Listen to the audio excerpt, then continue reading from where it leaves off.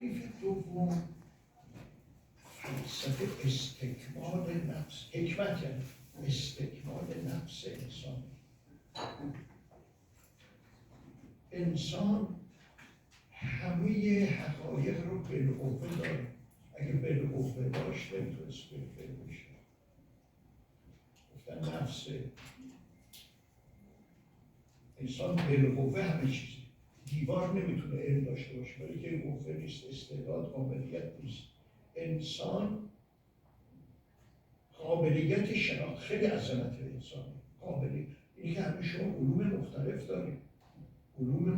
داریم، صدها علم سابق بود الان نیست، صدها علم آینده خواهد بود، ولی تمام اینها انسان قابلیت داره و این قابلیت به فعلیت میرسه. بنابراین این قابلیت وقتی به فعل رسید موجب کمال نفس میشه. وقتی علم پیدا کردید نفس بالقوه شما بالفعل شد به اون اندازه علم کمال پیدا. بنابراین گفتن استکمال نفس انسانیه. اما علوم مختلفه.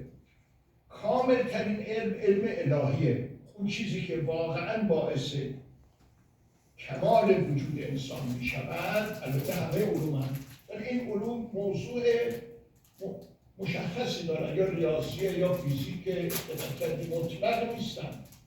اما اون علمی که واقعا انسان رو به عنوان انسان که قابلیت شناخت همه چیز را داره میرسانه، اون علم الهیه، وجود مطلقه. دقت فرمودید؟ اینم بنابراین در تعریف حکمت استکمال نفس انسان.